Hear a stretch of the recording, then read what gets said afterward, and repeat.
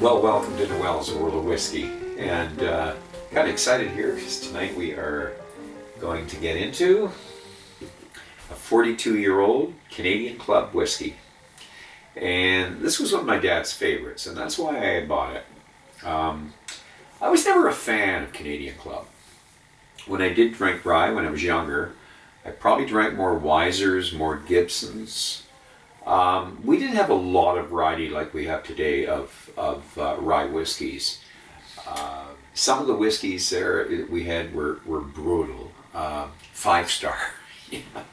These were not what I call classy whiskeys. A lot of these whiskeys might be something that you might get from a bootlegger after hours, but I'm going to say that Canadian Club, there was something, I think maybe it was too spicy, it was too sharp, the rye notes were just too strong for me, so I was never crazy about it. My dad really liked Canadian Club, and I was more of a Crown guy, because Crown's got a, in those days and I think, some of the whiskeys that we look at with Crown today, they're a high percentage of corn, so.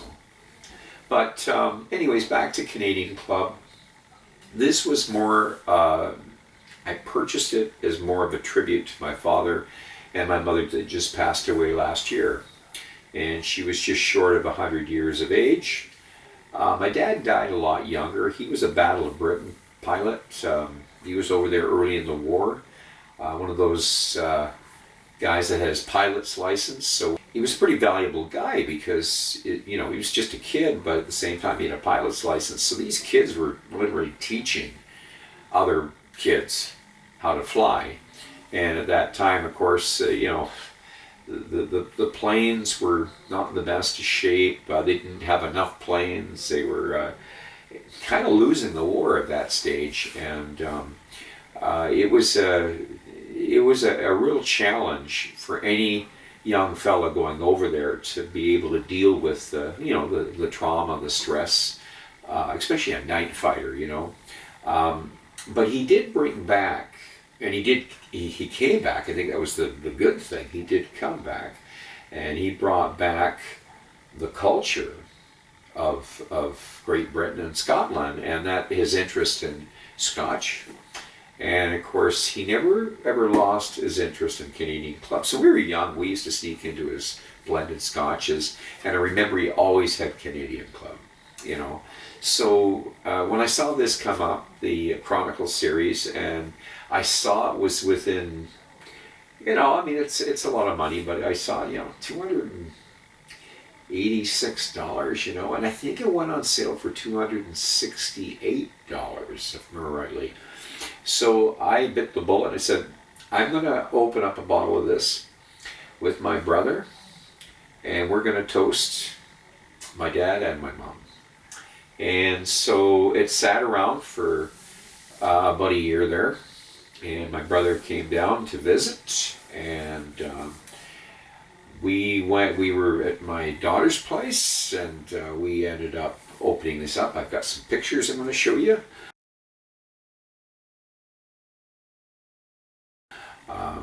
Me pouring a dram for him, and of course the bottle getting opened. I think it was a pretty special moment. But the interesting thing was, I don't normally drink more than maybe a couple of shots. Maybe 3, that's pushing it for me. That night I had 4 shots of this stuff, and I didn't even know I'd had one of them. So that might tell you something. But anyways, let's get into the review here. So,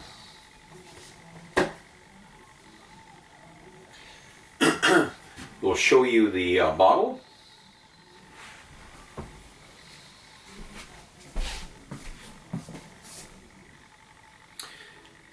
And of course the color.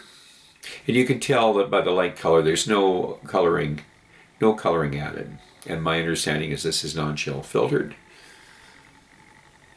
Okay. And just something to mention about the box. This box is kind of a funny box. It's magnetic, And when you're picking it up, when you're picking this box up, be careful because this flips up. So if you're grabbing it like this, you could quite easily slip and this could fall, and you don't want to smash a 42-year-old bottle of whiskey, but pick it up sideways. I don't call it a smart design, but they did change when I got the 44. They have changed it, and it's no longer like this. So they just a poor design. Anyways, the whiskey is, I believe, 8.9% rye.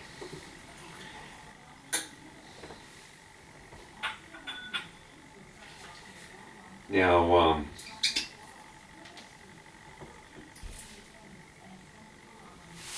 it is a very light whiskey. I'm going to see if I can get some legs on this so you can take a peek at it.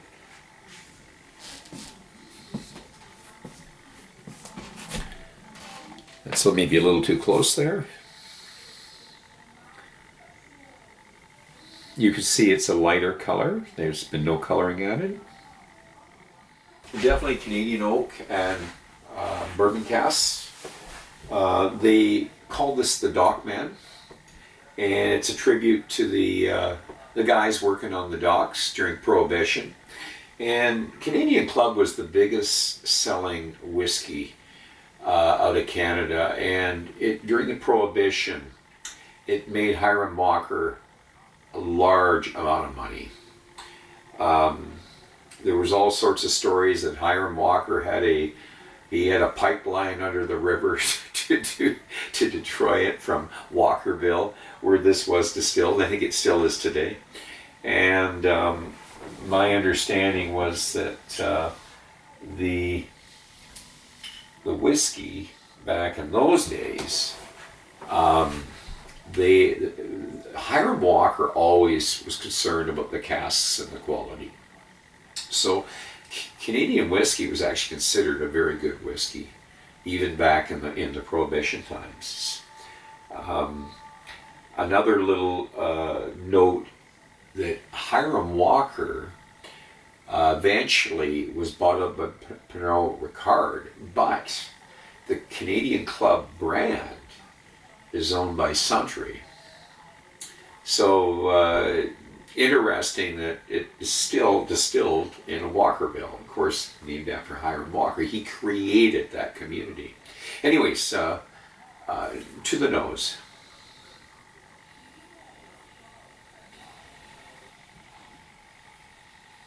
We're getting, right off the bat, I'm getting a little butterscotch. I'm getting wood. Caramel notes. And we're getting some of the grain, the corn, more of the wood, a little bit of the cinnamon. It has a relatively strong nose. I did read a few of the reviews, and it's interesting. One of the reviews said that it had a very light nose, and I'm finding a fairly strong nose. But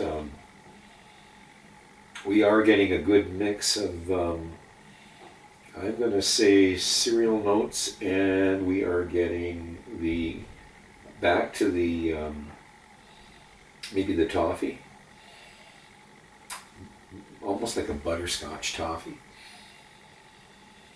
and of course the wood.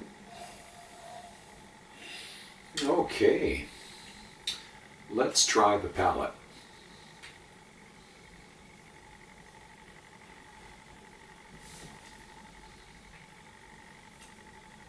Very sweet. More of a candy taste to it. I would say the Macintosh toffee again. The wood's really coming through here. So again, we're getting almost like Cheerios.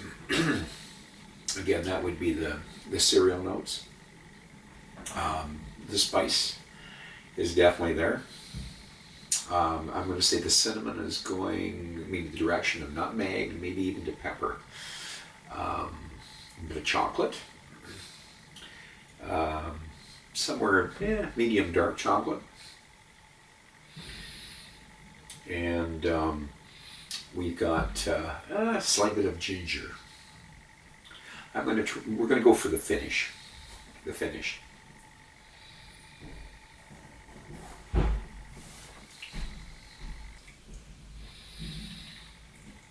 Good coating on the tongue. Now, this isn't the thickest drink, and most whiskeys aren't. Most Canadian whiskeys usually don't have a real heavy body like some of the scotches and cognac and some of the other liquors and European liquors and that. But it does have a heavier body than most of the ryes that I have drank. And the unusual thing about Canadian rye is that we can call a rye whiskey in Canada rye and not have any rye in it.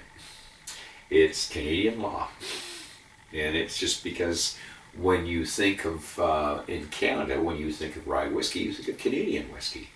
And it's something that has been adopted. So we have some funny regulations. As far as the body is concerned, we'll say it's kind of let's call it a medium, a medium to light body.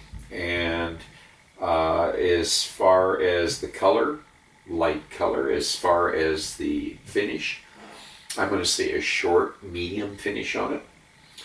And again, when I look at the legs, it tells me, for Canadian whiskey, it's got good legs. But if I was putting it next to, let's say, an Arbor Scotch, or maybe let's compare it to something a little more similar in age to this, like maybe an Old Perth and that.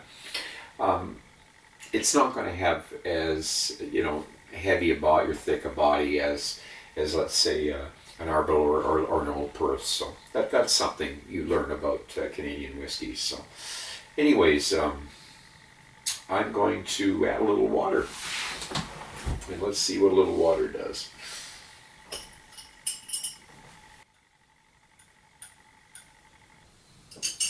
So I just added a few drops of water. I didn't get too carried away, and I'll say that it did bring out a lot more of the. It's almost, I'd say the bourbon. There's bourbon casks. There's certainly the oak. You really can smell the cask. The sweetness. The toffee notes, and the cinnamon palate.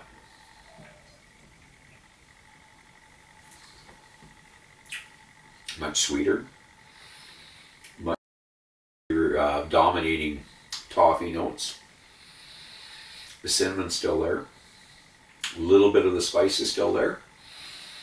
I'm going to say the hot cinnamon, maybe a little pepper. In the background, and getting a little more of that, it's almost a creamy texture, creamy chocolate texture. And this is with water. Good, nice coating on the tongue, almost a velvet coating to the tongue. Very, very smooth drink. There's no real sharp notes to this. Comparing it to other rye whiskeys, because, I'm thinking of a Lot 40. I'm thinking of some of the Wisers, the 15s or 18s. Pike Creek, 21. They're much spicier. Certainly the Pike Creek is a lot spicier. It's got sharper notes. What are we going to give this guy? This is your typical Canadian whiskey, and yet it's not your typical Canadian whiskey. It's 42 years old, but what I find with Canadian whiskeys is that they're not as complex as Scotch. I don't find them as complex as Scotch. I do find this interesting, and I do find that it is a whiskey that has layers to it. It does not have the layers that you're going to find, let's say, in an Aberlour. It's not going to have the layers you'll find in an Old Perth, or let's say Plain English. It's not Scotch, it's rye whiskey. And the fact that we know that there is a lot of corn in this rye, and it makes it a very palatable, very easy drink to sip. The aging just took all the sharp notes out of it, and it still has some nice spices to it. It's got those sweet notes. It's got the caramel and the toffee, and maybe even a little nougat. It's got some cream chocolate. It's got the wood. It's got some cereal notes. I mentioned the Cheerios. I mean, there's something here, but I think we have to compare rye whiskey to rye whiskey. And again, rye can be corn whiskey with a small percentage of rye, as this is, but it's just not that simple. It's not just a corn whiskey, because it's taken 42 years in cask to produce this. So I say it's about an 87. That's where I put it. I would give it an 87 as a Canadian whiskey. This is a player. It's 42 years old. It's really hard to find a 42-year-old whiskey that you can afford. Most people spend a lifetime, drinking 10s and 12s, and maybe if they're lucky, they might get a 15 and maybe an 18. I've got a 42 here. I've got a 42-year-old here, and it's 200. I think I paid $268 for it. It was on sale. $268 for a 42-year-old whiskey. Where in the world can you get a 42-year-old whiskey for $268? Now, it's not going to stay that price, and that was a sale price. I think these are around $286. So in Canada, we are very fortunate that Canadian Club decided, they had these old casks, and they decided to release them in the Chronicles series. This one, the Dockman. There's various others. I do have the 44. I have tried the 41. I had a glass of the 41. This is a really nice whiskey. It again is something that you compare it to a Canadian whiskey. Don't compare it to a Scotch. It is a very easy sipper, and I think that if you had $268 or even $286 to spare, you would really like this whiskey. Having said that, it's a lot of money, and it's a question of whether you'll ever get another chance to purchase something like this, because I'm going to tell you, this is not going to stay that price. There's been a few reviewers, and these are the Scottish reviewers, that have already mentioned these whiskeys, and that they look at it as ridiculously low. They've tasted it, and they still think the price is ridiculously low, because when you look around, there's nothing close to it. So I'm going to leave it at that. I'm going to ask you to drink wisely, drink intelligently, do not drink and drive, and until the next time, cheers.